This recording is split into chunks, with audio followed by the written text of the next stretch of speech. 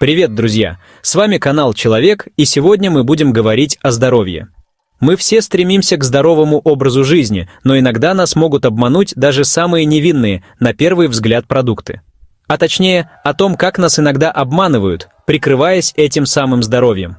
Вы когда-нибудь задумывались, что некоторые продукты, которые мы считаем полезными, на самом деле могут быть вредными? Знаете, как бывает, видишь на полке в магазине продукт с надписью «обезжиренный, диетический, фитнес» и думаешь, вот он, ключ к здоровому образу жизни.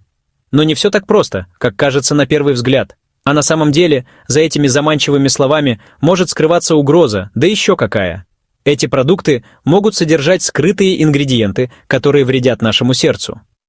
Сегодня мы разберем 5 продуктов, которые многие считают полезными, но на самом деле они могут быть опасны для вашего сердца. Да-да, вы не ослышались.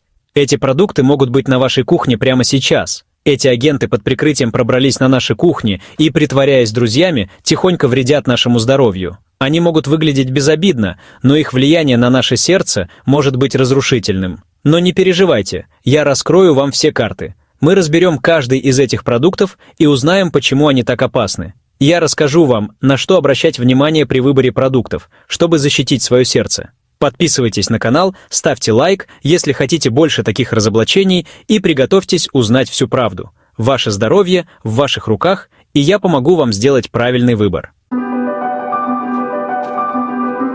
Начнем с безобидных, на первый взгляд, обезжиренных продуктов. Они часто привлекают нас своими яркими упаковками и обещаниями здоровья.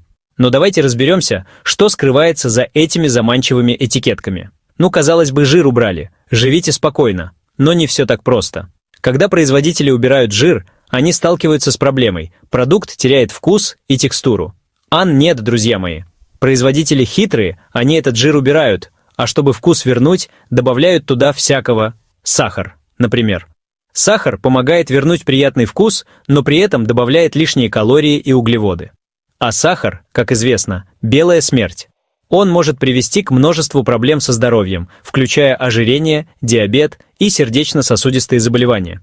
Может, не совсем смерть, но для сердца точно не подарок. Избыток сахара в рационе может привести к повышению уровня холестерина и артериального давления. И ладно бы только сахар, но это еще не все. Производители добавляют в обезжиренные продукты множество других веществ, чтобы улучшить их вкус и текстуру. Так ведь еще и заменители всякие пихают, ароматизаторы, стабилизаторы, в общем, химия сплошная. Эти добавки могут быть вредны для нашего здоровья и вызывать различные аллергические реакции. И получается, что вместо пользы мы получаем сомнительный продукт, напичканный непонятно чем. В итоге мы можем нанести вред своему организму, даже не подозревая об этом. Поэтому, дорогие мои, не ведитесь на маркетинговые уловки. Всегда читайте состав продуктов и старайтесь избегать тех, которые содержат много добавок и сахара. Читайте состав внимательно, ищите натуральные продукты, без лишних добавок. Натуральные продукты, такие как свежие овощи, фрукты, мясо и рыба, всегда будут лучшим выбором для вашего здоровья. Лучше уж съесть кусочек нормального сыра, чем пачку обезжиренного творога, напичканного сахаром. Натуральные жиры, содержащиеся в сыре, полезны для нашего организма и помогают усваивать витамины. Помните, друзья, жир жиру рознь. Не все жиры одинаково вредны. Некоторые из них необходимы для нормального функционирования нашего организма. Есть жиры вредные, а есть полезные, которые нужны нашему организму. Полезные жиры помогают поддерживать здоровье сердца и мозга, а также улучшают состояние кожи и волос. Оливковое масло, авокадо, орехи – вот где настоящие друзья сердца. Эти продукты богаты полезными жирами, которые помогают снизить уровень плохого холестерина и поддерживать здоровье сердечно-сосудистой системы.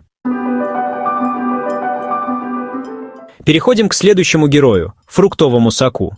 На первый взгляд, это кажется идеальным выбором для тех, кто хочет вести здоровый образ жизни. Ведь что может быть лучше, чем стакан свежевыжатого сока, наполненного витаминами и полезными веществами?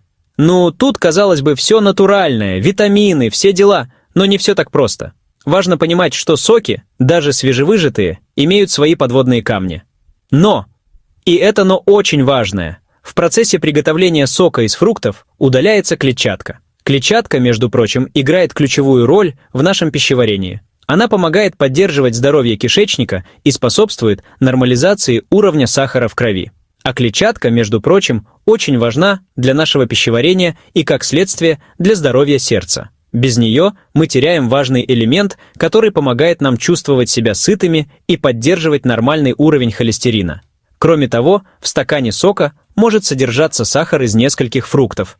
Это значит, что вы получаете концентрированную дозу сахара, которая может быть эквивалентна нескольким порциям фруктов. Вы же не будете есть 5 апельсинов за раз? Но выпить стакан апельсинового сока запросто. Это приводит к тому, что мы потребляем больше сахара, чем нам действительно нужно. А вот выпить стакан апельсинового сока запросто. И это может стать проблемой, особенно если вы пьете сок регулярно. А это, друзья мои, прямая дорога к лишнему весу, проблемам с сахаром в крови и, как следствие, к сердечно-сосудистым заболеваниям. Избыточное потребление сахара может привести к инсулинорезистентности и другим метаболическим проблемам. Поэтому, если уж хочется сока, делайте его сами, свежевыжатый, без добавления сахара. Это позволит вам контролировать количество сахара и сохранить больше полезных веществ. А еще лучше, ешьте фрукты целиком. Так вы получите все полезные вещества, включая клетчатку, и избежите избыточного потребления сахара. Так вы получите и витамины, и клетчатку, и удовольствие от процесса. Плюс это поможет вам чувствовать себя сытыми дольше и поддерживать здоровый вес. И помните, все хорошо в меру. Даже самые полезные продукты могут стать вредными, если употреблять их в неограниченных количествах. Даже самый полезный продукт может стать вредным, если употреблять его в неограниченных количествах, поэтому важно соблюдать баланс и не забывать о разнообразии в питании. А вот и любимцы спортсменов, и просто любителей перекусить на бегу – энергетические батончики. Тут, казалось бы, все для активной жизни, и углеводы для энергии, и протеин для мышц. Но не все так просто, друзья мои. Заглянем под яркую обертку, и что мы там видим? А видим мы там чаще всего горы сахара, дешевые жиры, искусственные ароматизаторы и кучу других ингредиентов с труднопроизносимыми названиями. И все это под видом здорового перекуса. Конечно, есть и исключения, батончики с натуральным составом без лишнего сахара. Но найти их – тот еще квест. Да и цена, честно говоря, кусается. Поэтому, если уж вам нужен быстрый перекус, возьмите лучше горсть орехов, фрукт или банан. Это и полезнее, и дешевле, и точно не навредит вашему сердцу. Переходим к завтраку чемпионов – зерновым хлопьям.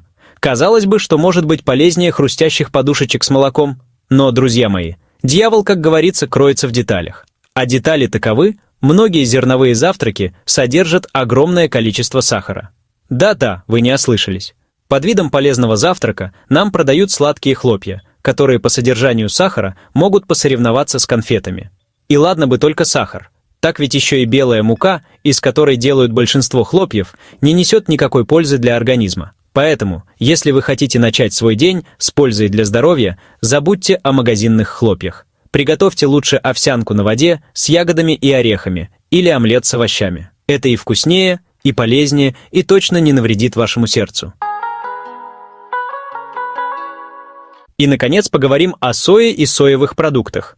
Вроде бы растительный белок, полезный для сердца, но и тут есть свои нюансы.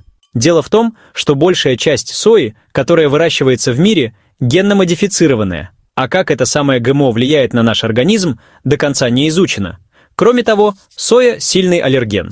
Так что, если у вас есть предрасположенность к аллергии, с соевыми продуктами стоит быть осторожнее. Конечно, есть и органическая соя, без ГМО, но найти ее не так-то просто, да и стоит она недешево. Поэтому, друзья мои, не злоупотребляйте соей. Включайте в свой рацион другие источники белка: бобовые, чечевицу, орехи, семена. Вот и все на сегодня, друзья. Надеюсь, это видео было для вас полезным. Помните, что наше здоровье в наших руках. Не верьте слепо этикеткам, читайте состав продуктов, выбирайте натуральные и полезные продукты. И, конечно же, не забывайте про активный образ жизни. Подписывайтесь на мой канал, ставьте лайки, делитесь этим видео с друзьями, будьте здоровы и до новых встреч!